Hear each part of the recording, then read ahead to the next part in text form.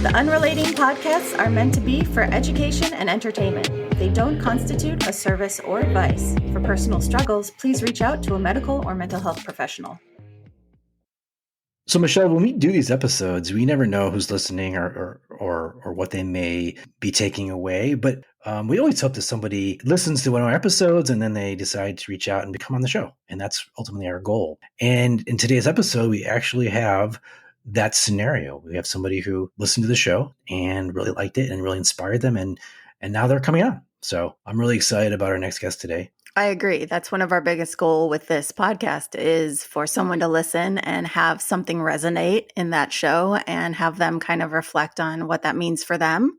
And this sparked, some themes for our next guest and I'm excited to talk about that. And as a huge sports fan, I'm especially excited about this next guest. He's got a unique perspective as someone who was a professional athlete. Exactly. I wish I could say that.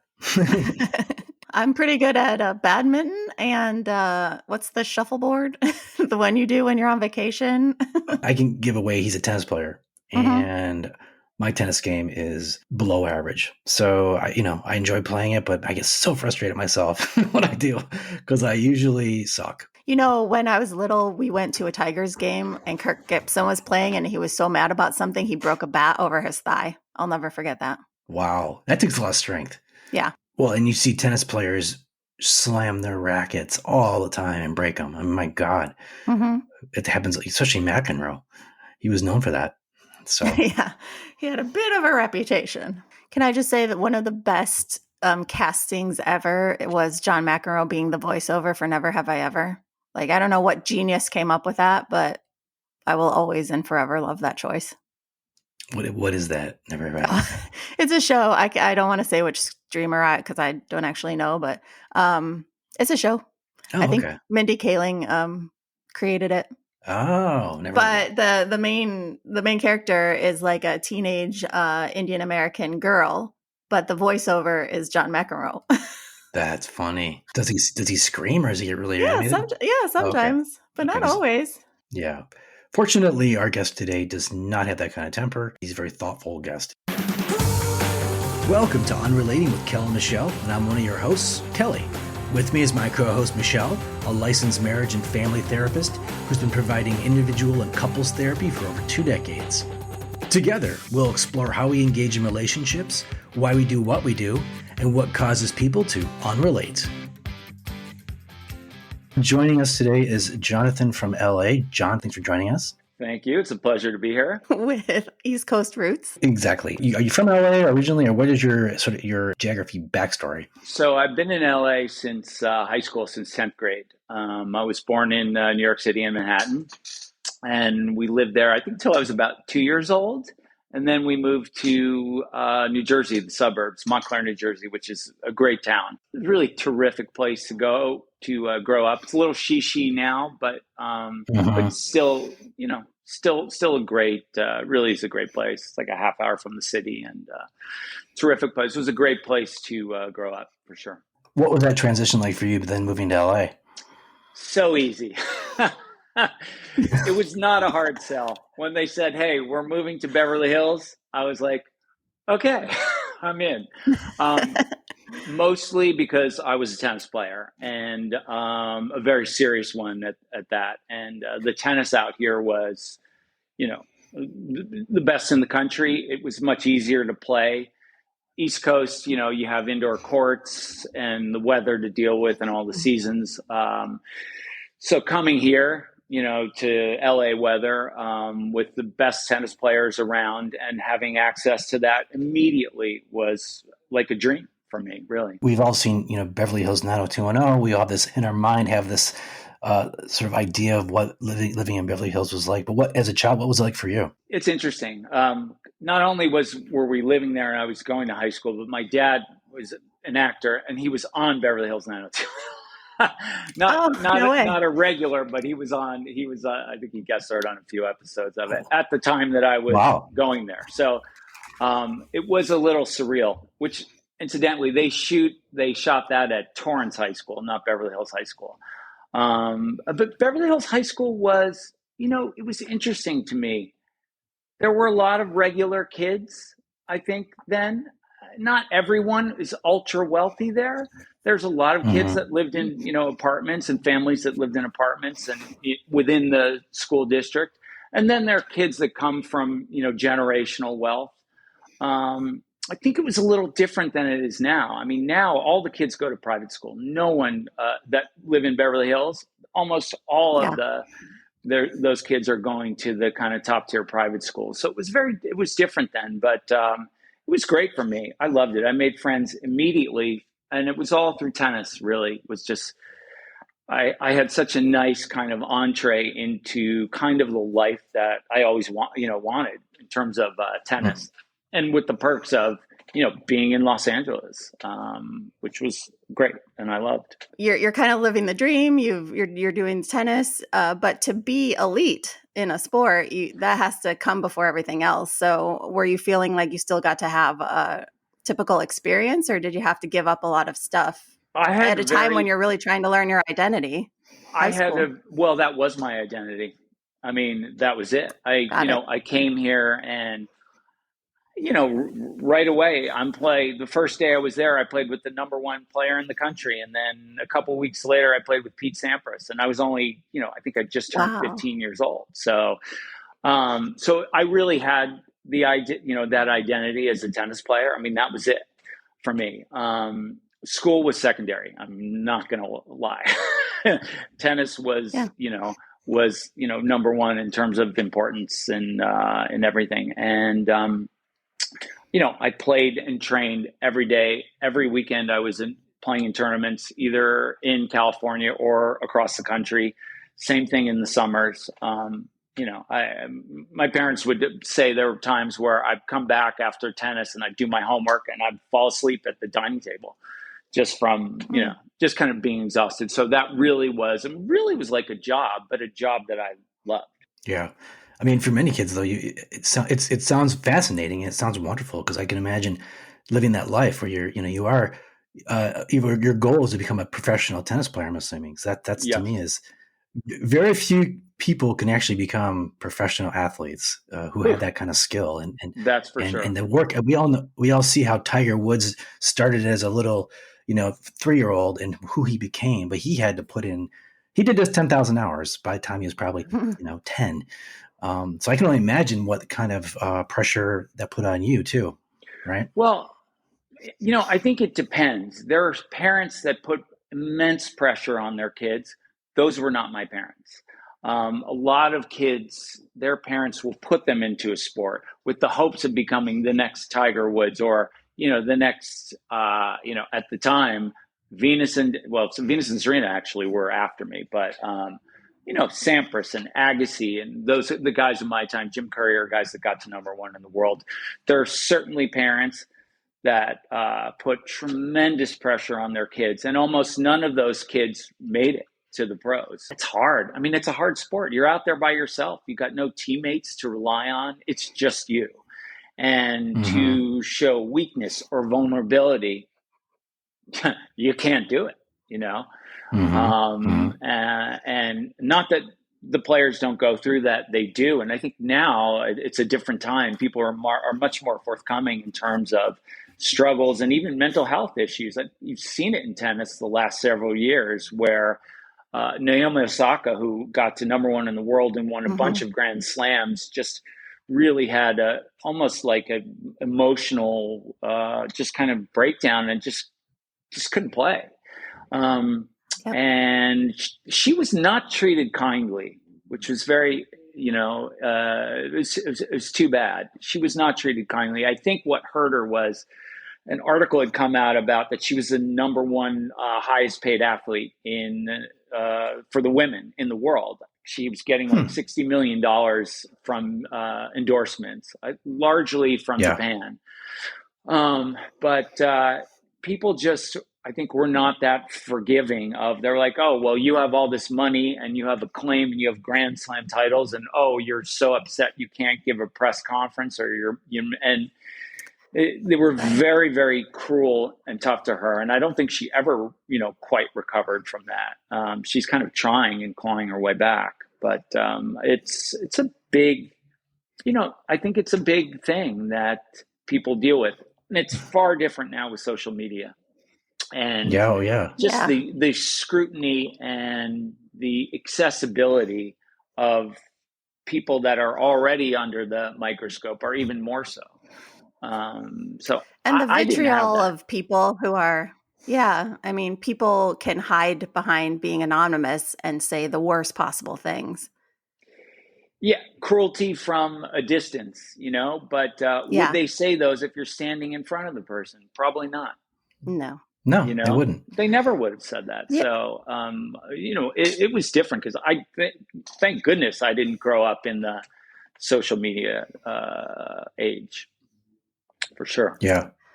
Like, thank God for all of us, Yeah, we're all fortunate, yeah, But what you're talking about, that you weren't feeling external pressure from your parents, which is great, but that internal drive you had to excel, the desire tremendous. you had, yeah.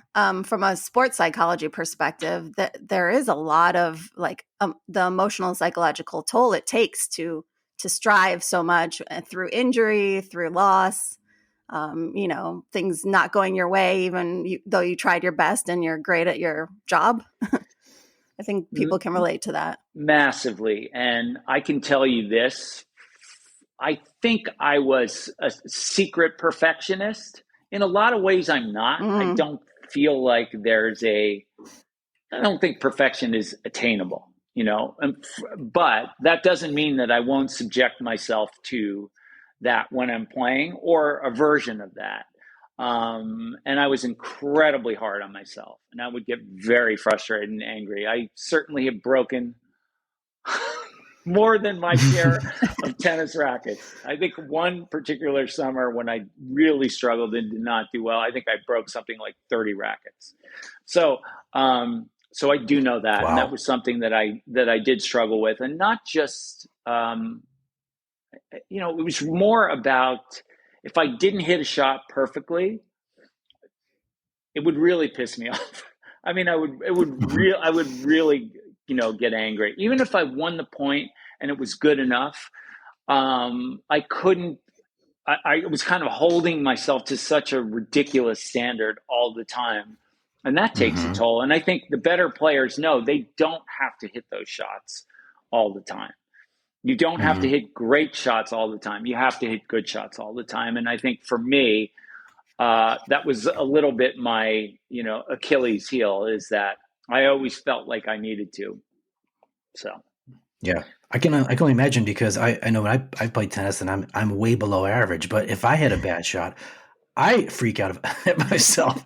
I can only right, imagine, Well, also, I mean, sports fans, I think, feel the same way. I don't, this is like minimal from what you're talking about, but I know like my husband, when his team wins, he's still grumpy. And I'm like, your team won. And he's like, but they didn't play as well as they could have. mm, And that kind of like, it's not a reasonable logic, but right. Yeah. it's a right, passion, I guess. yeah. And Yeah. then you add to the fact that if you have the teenagers kind of playing the sport, and Hmm. kind of growing. I mean, so there are some that are incredibly mature. You'll see some guys, I mean, there's a couple guys now that are 17, 18, 19, 20 years old, dominating the sport. Which is, we haven't seen that in a while. And then we've been in an era where these guys, three guys in particular, Djokovic, Nadal, and Federer, have dominated for so long, and two of them are gone. Djokovic is certainly on the way, on the way out. It's probably his last year or maybe two. But what those guys two achieved, it's unbelievable. I Hmm. never in a million years would have fathomed that three guys could win 20 plus Grand Slams. It's just uh, unbelievable. I mean, Pete Sampras far and away had the record back, for a while, and he had 14. And these guys just, I mean, they just smashed past it. But the level of consistency they had, amazing. And second to none. The other thing that I learned, and this was kind of fairly recently, which I thought was a fascinating statistic. You would think that guys who dominated so much would win, so in terms of like percentage of points played, you would think that Mhm. they won so much like literally like a massive margin between them and opponents. And they didn't. They won 54% of their points in their career Whoa. on average. So think of that. Only that's what separated the greatest players of all time is 8%. Wow. That's Crazy. crazy. Wow. Yeah. I wish I Yeah. had known those kind of stats. Then maybe I would have played a little That would smart, have been a helpful. little smarter. Yeah, exactly. Well, I think there's So lots of dynamics too, because like this, for a lot of athletes, self-doubt creeps in, like, am I good enough? But at the same time, there's like, I am good enough, and yet I'm not getting what I want. I'm not winning as much as I want. the problem must be me. So hence Yes. shame rearing its Yep. head. Yeah, for sure. hmm Absolutely. I think that's something that comes in. And I think it just comes in at certain points. It could happen a lot, could happen all the time. I certainly had that happen in moments for sure. For sure. I don't know that I was aware of it on that, on this kind of a level that I am now. I think therapy really helped with that. But for sure, but yeah, absolutely. Absolutely. Well, I'm glad you brought that up. And so tell us more about like after your backstory. So you played tennis, and then what happened after that? What was your next step? Well, my next step, I was doing a bunch of things. I was acting, and so I was doing that. But I did start teaching tennis. Actually, my coaches at UCLA, had me. Once I was done, he had me kind of fill in for him a couple of times. So I worked with a lot. I mean, literally right away, I was working with some really like high profile people that were much older. They were studio heads and producers and famous actors. And here I was, 21, 22 years old, bossing them around. Like, it was kind of an I feel good. interesting. It was a very well. They Some of them loved it. probably liked it. They Yeah. really liked it because I treated them just completely ordinary. Well, they admired you probably for your skill and your poise. I guess so. I think so. I mean, Mhm. I'm very positive generally towards others. Myself can be a different story, but towards others, I'm very much positive, and I really kind of try and give people a kind of the space where they can just kind of work on something and not judge Mm. themselves. So, which is it's hard to do. They're hard to do. I Mm-hmm. mean, some people just come right away and can judge themselves, and will do it just relentlessly. And then there are others that gives themselves a little bit more space to kind of work and kind of improvise and stuff, which is what a great thing that is. But it's not common. The other thing that's becoming less and less common, which you just touched on, is self-compassion. So many people able to, be empathetic and supportive to others and can't show up in the same way for themselves. And that's not a judgment. That's just a human thing we do. And that's Mm-hmm. difficult. Mm-hmm. You're talking about showing up for others, but not for yourself. Yes. Yeah. Yes. There you go. I can. So being able to be kind Yes. and patient and non-judgmental until you start thinking about yourself, and all of that is gone. Right. I would say that's where I am certainly a master of that. And that's something that I've really struggled with, and therapy really helped with that. At least kind of give me the tools to kind of work through that. Everyone's going to have those feelings. I mean, a lot of times for me, it was like almost like, am I worth it? Why put the time into myself? And I think that's where having some big kind of losses early, I think, hurt me and really affected me in the sense of, when your dreams don't materialize and don't happen.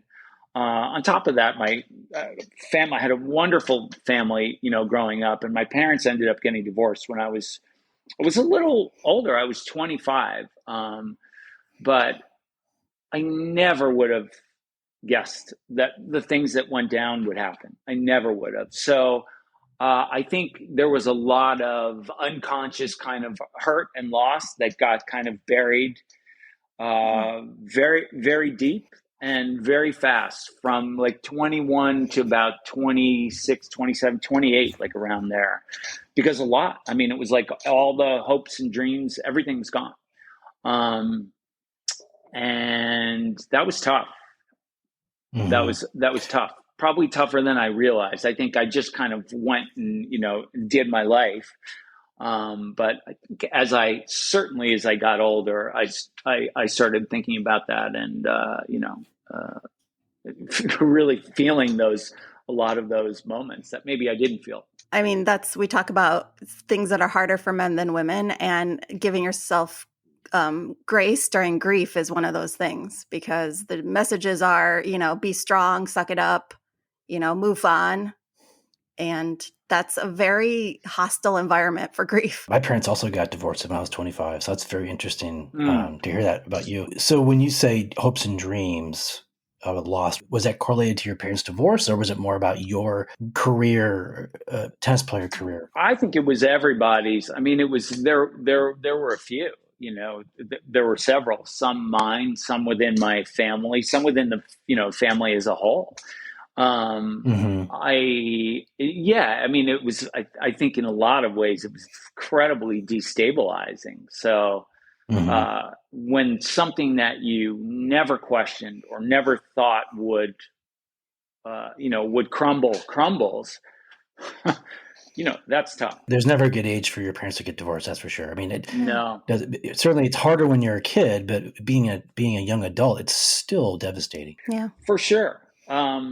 And I don't think I mean, really, even until recently that I, realized how devastating it was. And again, I don't think if it weren't for therapy and a lot of the work that I've done through that, I don't think that I would. And I'm not sure if you're currently in a romantic relationship or not, but, even though you were older, your parents divorced, that can rear its head in different ways in current relationships. For sure. I'm not in one now. I don't know how that played in. I think for a while, part of me, I don't think this is a conscious thing. I think it was more unconscious.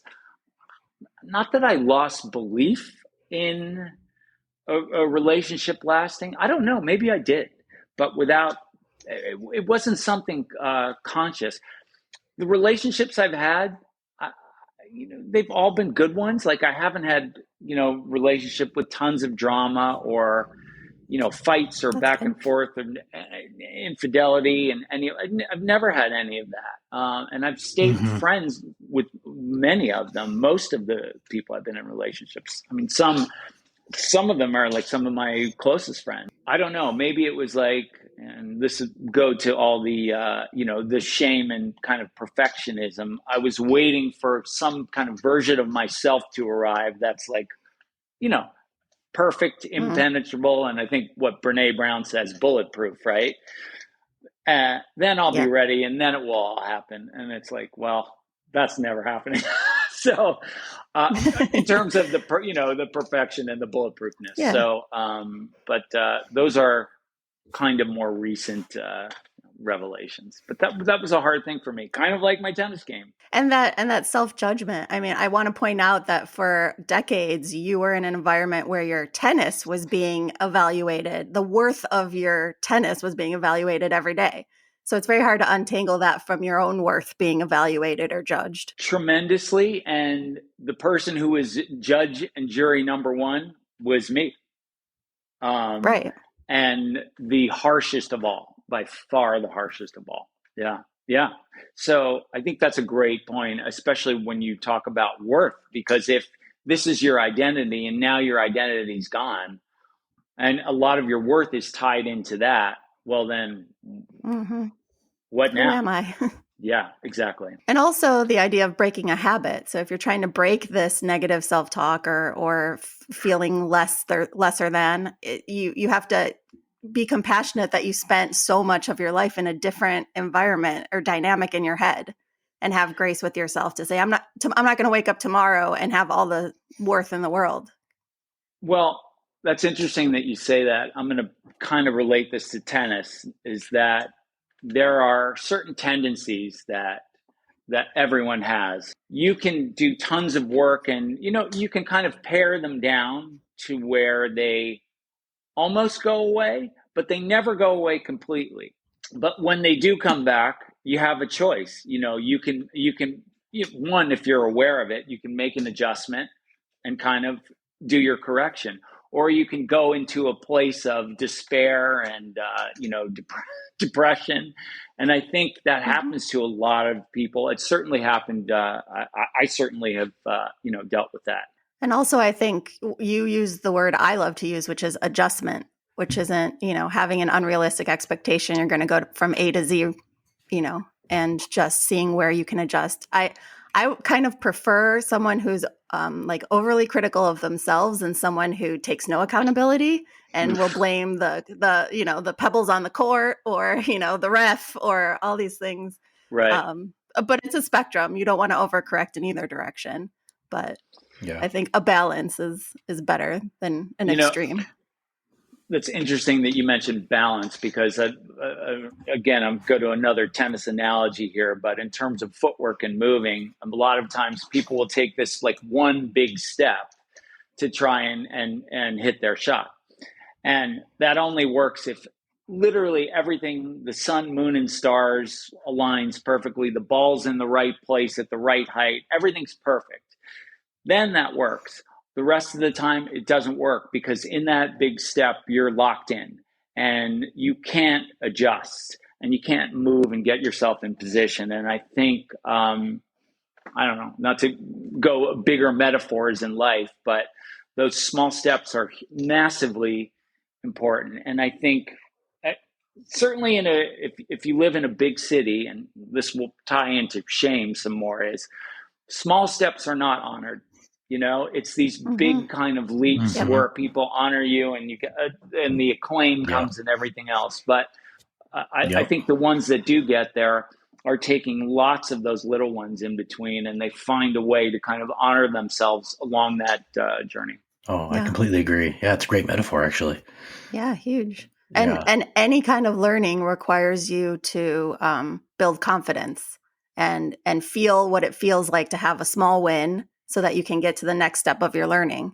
And if you don't acknowledge those small wins, you're not in a space to absorb more learning. That acknowledgement of the feeling, even if you're not feeling confident, if you acknowledge that, that's great. You can do that, let it go, and then move on. But if you try and fight that, it tends to kind of grow and grow and kind of fester, and kind of makes it more difficult. That's kind of like when I watched the Venus and Serena Williams movie. I can't remember the name of it, but they're such outliers, right? Because they came from they came from Compton or somewhere, and they obviously their path was so different than a lot of these wealthy kids' paths. An incredible path, and that was a terrific film. There's some things that they got a lot right. There were some things that they did not get right. There was one thing that I wanted to know that was missing in that. And I don't really know them, the sisters. I think I met them years ago, but they were very young.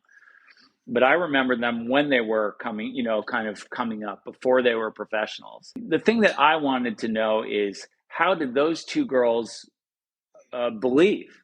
Like, how did they believe their father? No one believed this guy, that these girls are going to be the best players in the world. Nobody believed them. So how did they? What did he do to get them to believe? Not just in him, but in themselves, or was it something that they had? Because the kind of belief that those two have is incredible. They also were incredibly talented. They were much better athletes than the rest of the women on tour at the time. They kind of lifted the game.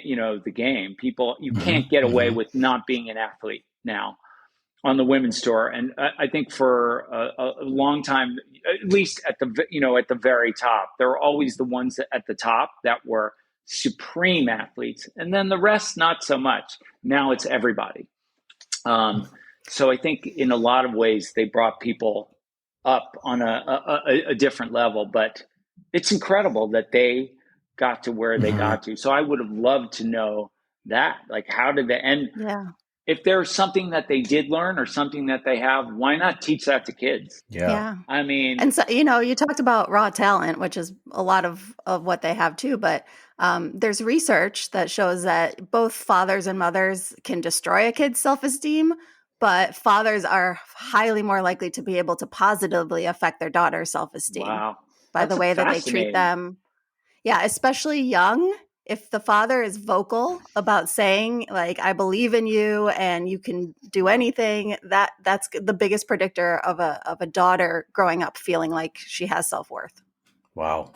And they're much less likely to believe their mother if their mother says the same exact things. Wow, that's fascinating. Yeah. It's Mm-hmm. amazing. It's amazing. Yeah, I believe that. In that movie, in the King Richard, Yeah. is that right? King Richard? Yep. That character was so compelling. I mean, obviously Will Smith did a great job, but you really saw how driven he was to inspire his girls to believe in themselves. Uh, But you're right. Where did that come from? Where does that come from? Right? Exactly. Yeah. He was a little prettier version of the actual guy. I think the actual guy was not as likable, but he didn't care about being, Right. liked at all. He really did not. Maybe it's just Will Smith's genuine likability, minus the slap. But Right. at least as an actor, maybe it's something that kind of came out that was a little different. But it's almost like a grittier, not caringness to the actual Mm-hmm. Richard Mm-hmm. Williams that was there. Not unlike Tiger Woods' dad, I think too. Yes, exactly. Well, this also brings up for me something we talked about earlier, where we were talking about like the lack of compassion for Naomi Osaka when she was talking about her mental health struggles, and it's like you're a millionaire, like you shut up and play the game. But I think that I've seen that theme a lot with clients where people don't want to give the same amount of compassion to someone who may have had a typical childhood with loving parents and someone who didn't grow up with a lot of struggles. There's just something people resist in having compassion when someone grows up and still has those feelings, and they I forget think that that's a human thing. right. I think I know what that is because they feel like because they have attained and gotten to this level and achieved this, whether it's acclaim or adulation or success on a monetary level, that struggles disappear. Right. And they don't. And I can tell you that from working with people and knowing people and playing tennis with people, whether it's socially or teaching, whatever, through the years. The wealthiest, most famous people on earth, they struggle mightily. They just have the ability to hide it better. Mm-hmm. Mm-hmm. And I think a lot of people get dazzled by all the kind of shiny lights and the kind of glitz and glamour of lifestyles and things. I mean, talk about social media. You can kind of Yeah. control your illuminations in a lot of ways. And I think people buy into that because they see it, especially when they see it on a screen. And if it's someone who is known to the world, they think that, oh, this is it. This is the Mecca. I'm no longer ordinary, but they are. They're so Mm-hmm. incredibly ordinary, and some are great with it, and know that, and others don't. And the ones that do not, all the acceptance in the world that they get outside doesn't matter. They don't Yeah. have it from themselves. You can have everything and nothing, and a lot of them do. Yeah. Mm-hmm. But what we have to stop doing is saying that only certain people can have certain feelings. And this happens a lot between men and women too. It's particularly men who get to have like the smiley face chart of feelings and that's it. They don't get to have nuance. They don't Right. get to have the wide range that we expect women to have. Yeah. And that's frustrating to me. Good segue, Michelle. It's almost like we planned it, but we didn't. That's how good we are. No, I'm Well, kidding. the theme of shame has come up several times in this conversation. So I guess that leads to my next question for Jonathan: is that what does that mean to you? What does shame mean to you? And how it's affecting you now? And while you think about your answer, Jonathan, real Sure. quick, Kelly, I love that because for me, it's important to always define the feeling so that everyone's on the same page because everyone has a different view of it. So thank you Well, for well, taking the moment to do that. Well, I did my research, and I did before this conversation, and I did, kind of I looked up some of Brene Brown's videos and comments, and there's shame and then there's guilt, right? And Michelle, you can speak to this much better than I can, but they're two different things. But ultimately, it is important to define what does that mean to you, because it may mean something completely different to me. And Exactly. Jonathan and I are very similar in age, and we're both, obviously dealing with similar issues. I'm sure. So, well, that's my point. Part of having a fruitful, effective conversation about any topic or feeling is everyone understanding what the other person is defining it as. mm-hmm. Just wanted to throw that out there. Well, okay, so Jonathan, shame. I'm going to going back to Brene Brown. I think I'm not going to get it exactly, but I think when it's feeling guilty, or guilt is something that I did or something that I've done, whereas shame is I am. So if I am worthless, I think it has to do with the self and not being worthy in your as you are, as your true self, deserving of anything, whether it's success or love or just anything. I mean, it was interesting. I heard Bradley Cooper on I think it was the Smart List podcast, and he was talking about not until very recently in his life, and after several years of therapy, could he find anything that, in himself, outside of his acting achievements, that was of any value or of any worth, which I thought was, it's amazing to, hear that.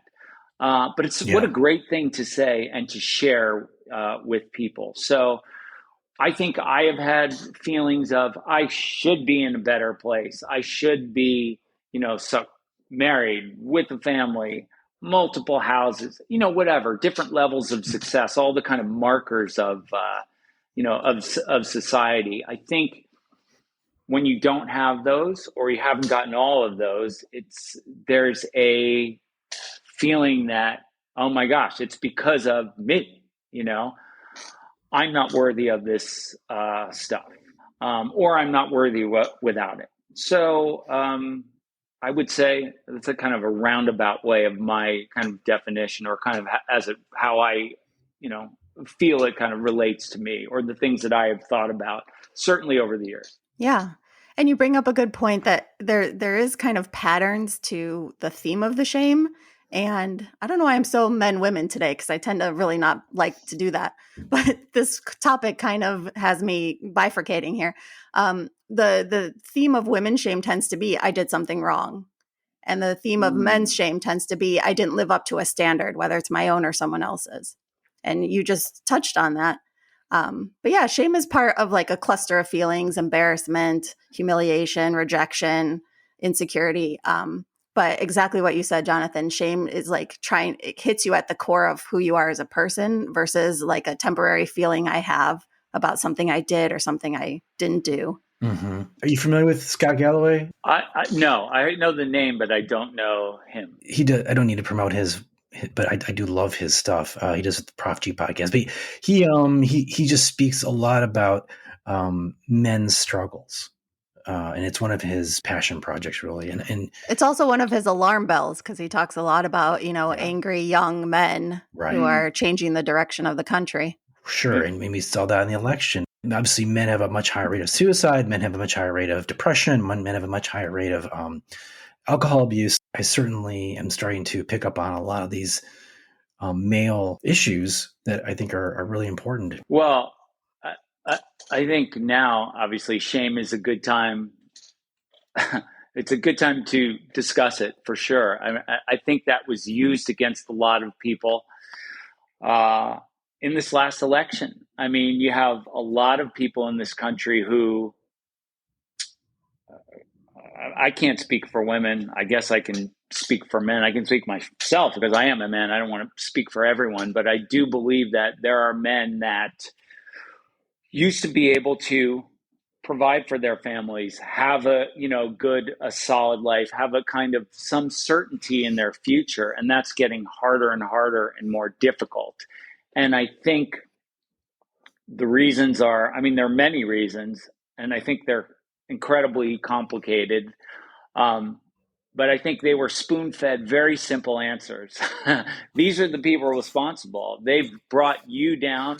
This is why the price of eggs are up, and you can't afford this and that.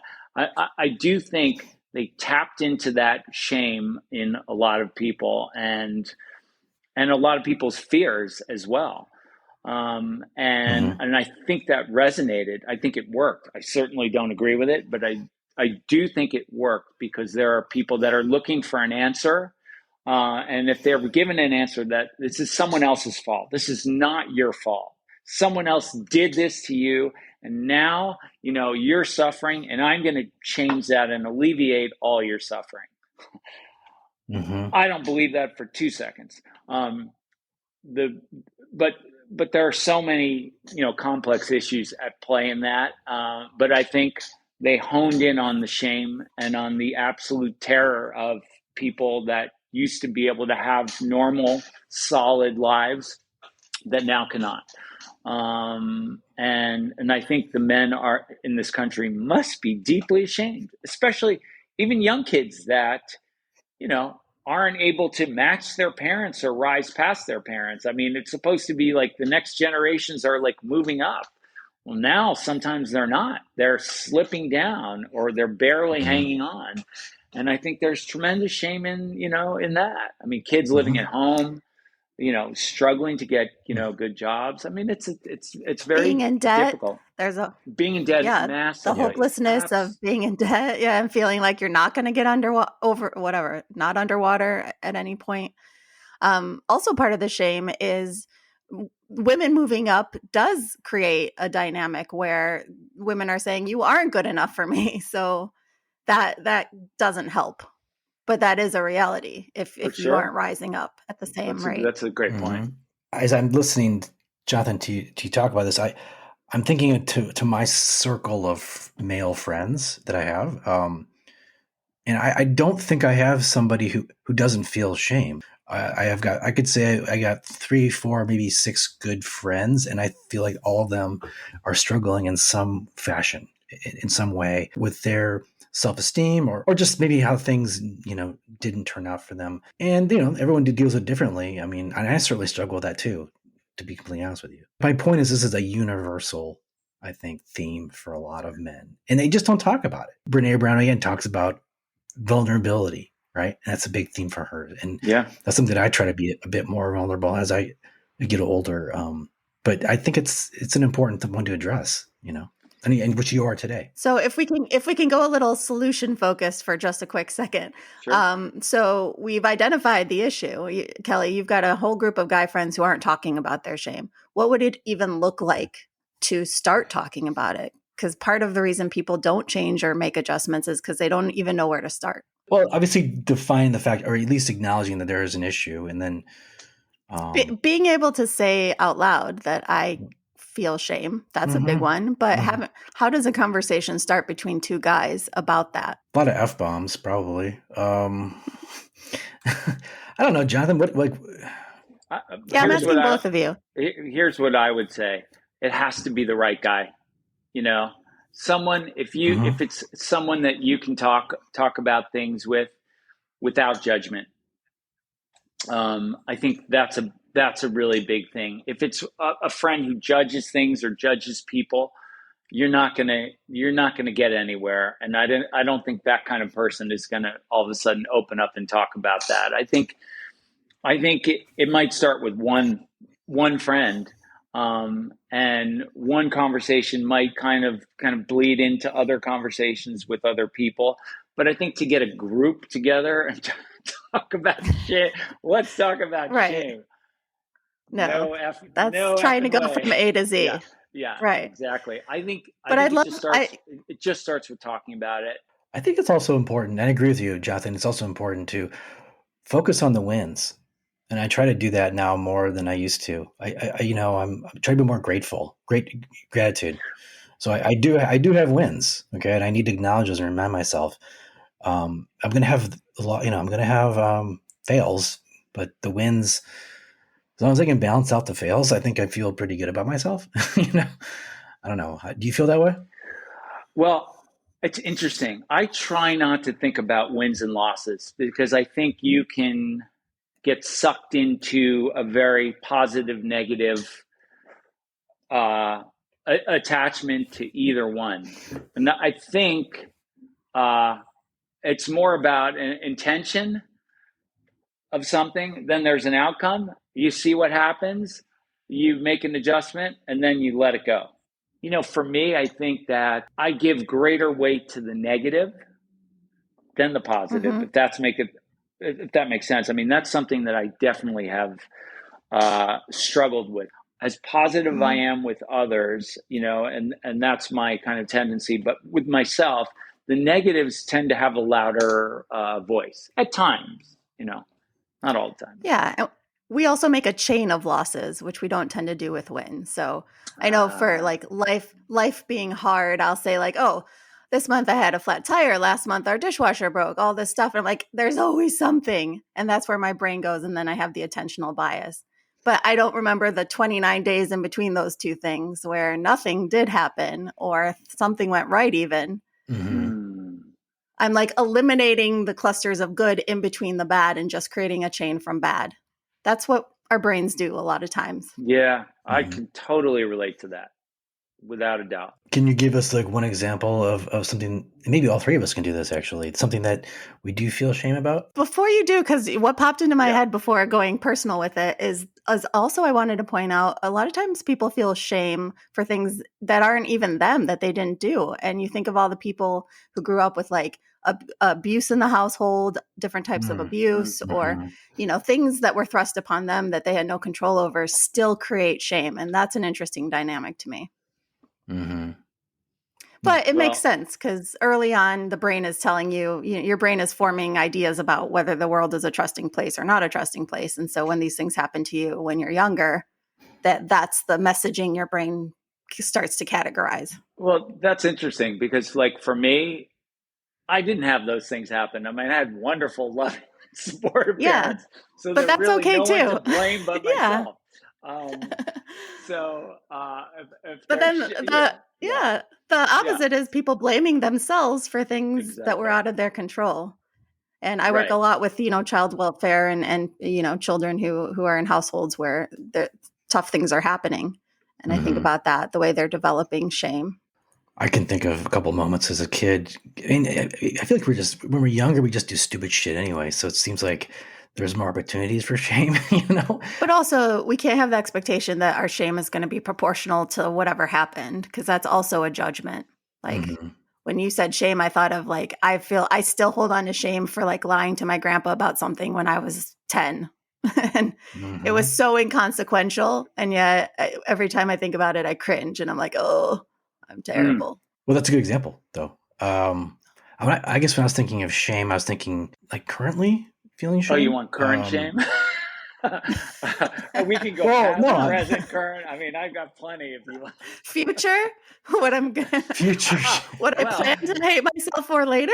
No, but that's really interesting, though. Don't you think a lot of the feelings or thought about it is not for?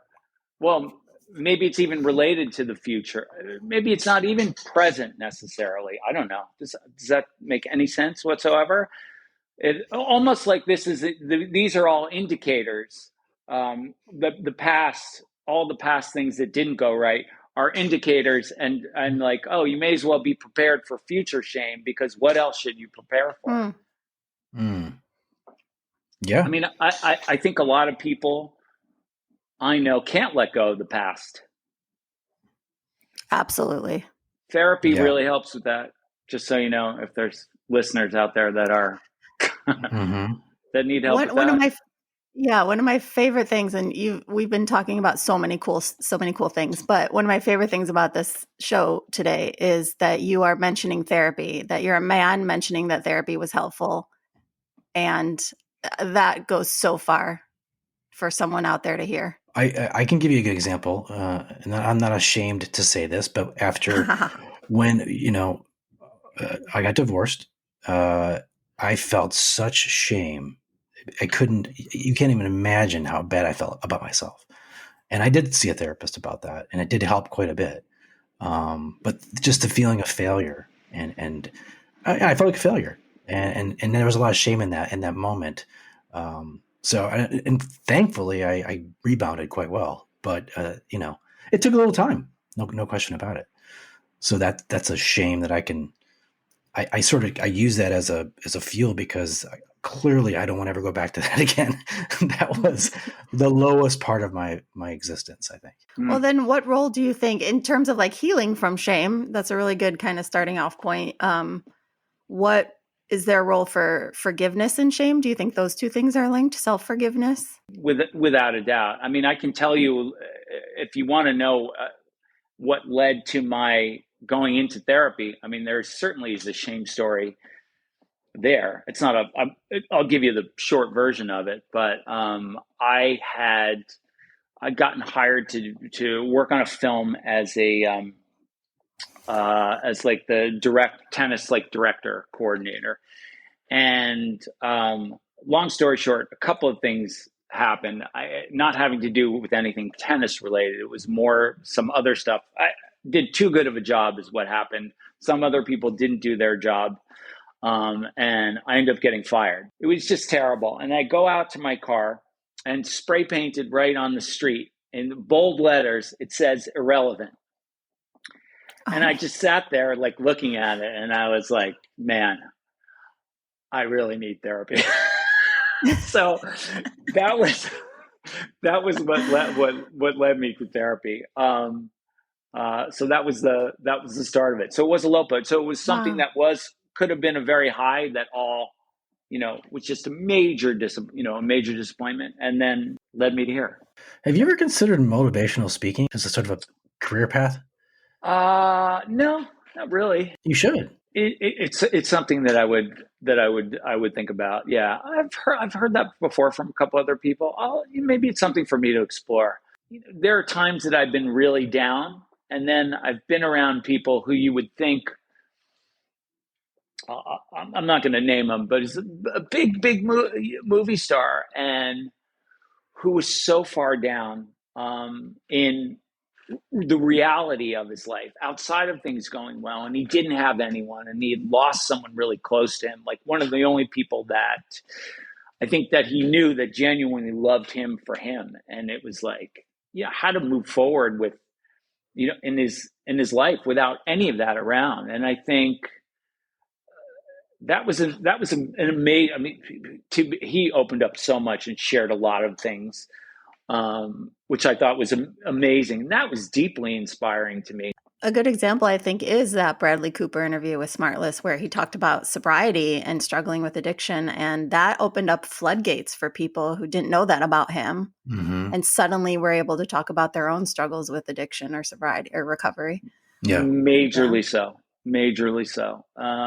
And that's, what a really difficult, I have a lot of empathy. I mean, I have empathy for everyone. I mean, that's just something that I naturally have.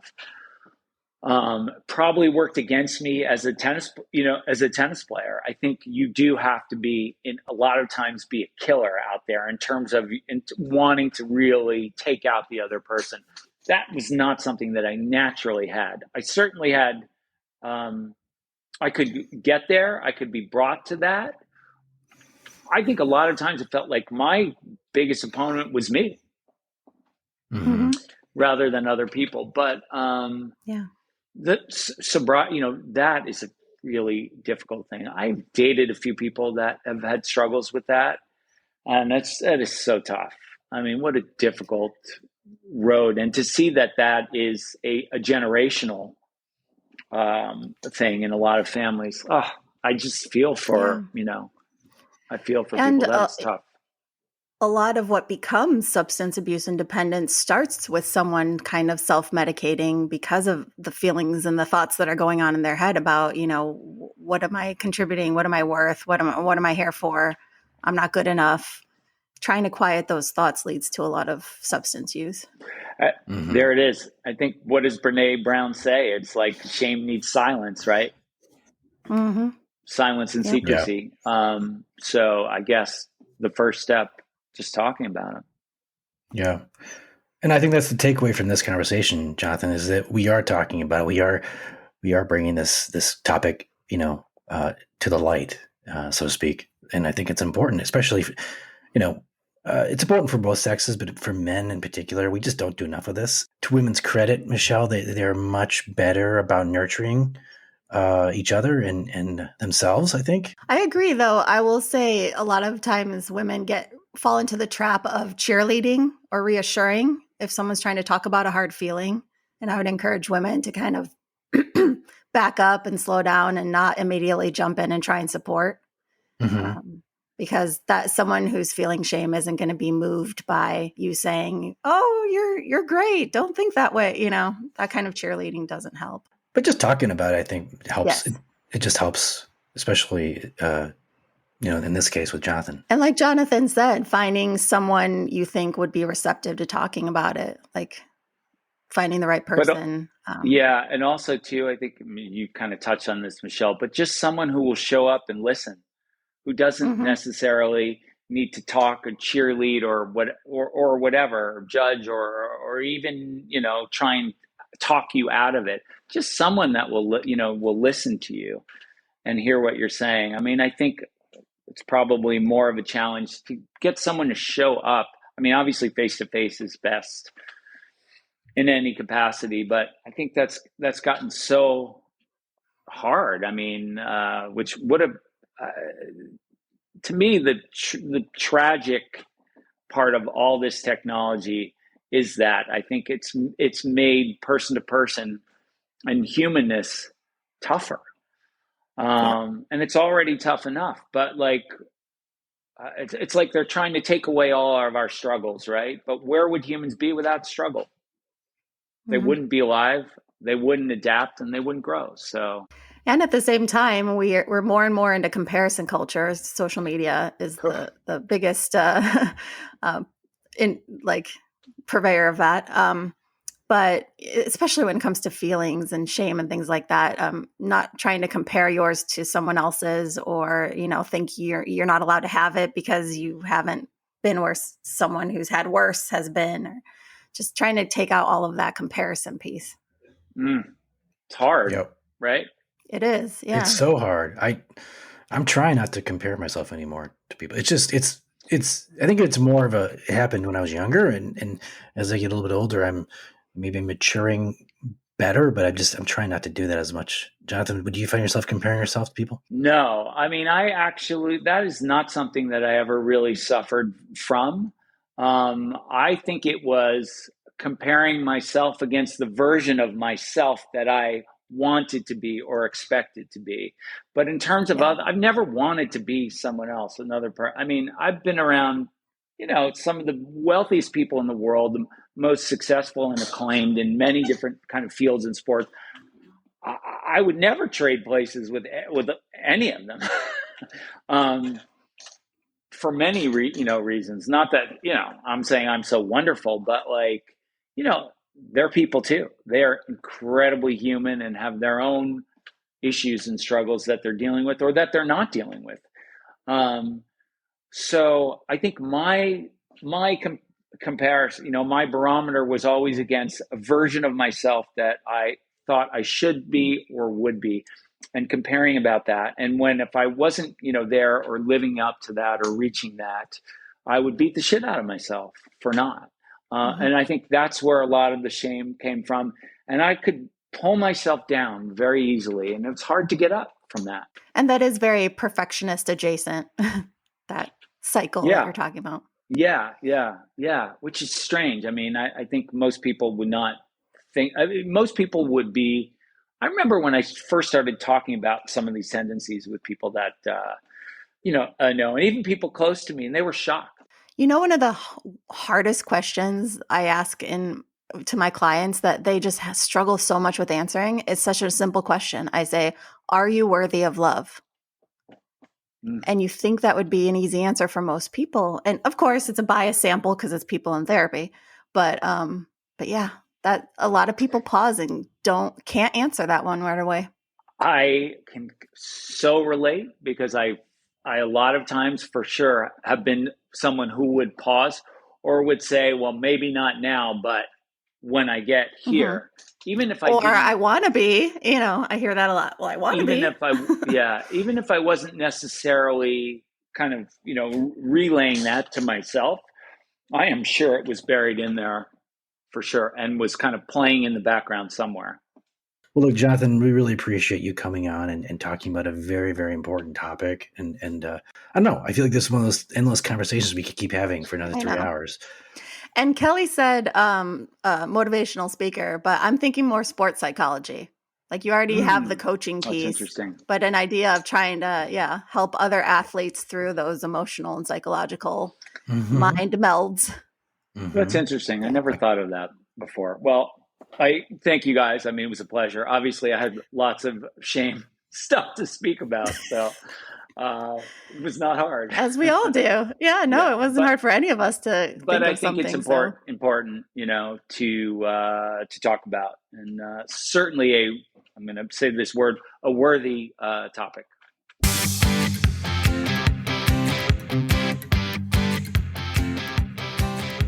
I know I said it in the conversation with Jonathan, but I'll repeat it. But these kind of topics really speak to me as a man. Certainly, we've got a lot of similar themes in our lives. I think it's important for men to be talking about issues that affect them. Look, it's universal. Shame is universal, no question about it. yeah. And I think a lot of us are aware of the issue in that, it's helpful to talk about these things. But then we get into like the fact that people don't. So I like that we also talked about what would it look like to start a conversation or just kind of more tangible things. But yeah, it always comes down to validating that that's an experience, especially for men. And I have to imagine, like you just said, it would be a relief if I were a man to hear another man talking about something that I have felt. That there's power in that. Mm-hmm. What was your biggest takeaway from this conversation, Michelle? I just kept thinking the whole time that, Jonathan heard something in Jason's episode that resonated with him. And I truly believe that someone listening to Jonathan's episode is going to hear quite a bit that resonates with them. And powerful ripple effect of that. The more people can relate to what we're talking about, the higher likely that they might take an action step to make an adjustment for their own well-being. So that is exciting and inspiring to me. Yeah, no, that's a good point. But yeah, that was more of a macro thing. But in terms of shame, I think we talked in the episode, we don't have to recap so much, but just a lot of good insight around that feeling, where it comes from, how it affects us. All of that was very fruitful conversation during the episode. It's so hard to be, vulnerable with other people. And I've even read how a good manager trait is vulnerability and empathy too. But like, even for a manager at any company or business, to show vulnerability, show that maybe you don't have all the answers, but you're willing to learn and willing to be open. I think it's really, really important. As I've progressed in my career and as a person, I've learned that it's okay to not have all the answers, and it's okay to be vulnerable. Yes. I'm sick and tired of trying to live up to these expectations that I had or society has for me. And it's not fair, honestly. Exactly. It's exhausting, and unfair is a good word. I think too, just the positive reinforcement of being vulnerable and it being okay after. We hear a lot of feedback from people who've been on the show who say they feel lighter after we've recorded. They go about their day and they just feel either some relief or some less burdened or some lightness. We've heard that a lot, right? And that's what I'm hoping people will try to share and be vulnerable, because that's usually the outcome. Yeah, I really appreciate Jonathan coming on. I thought he was a fantastic guest and just really inspiring in many ways. And I'm not joking. I think he would make a great motivational speaker or some sort of sports psychologist, like you mentioned. I feel it was a real gift that he came in and was vulnerable.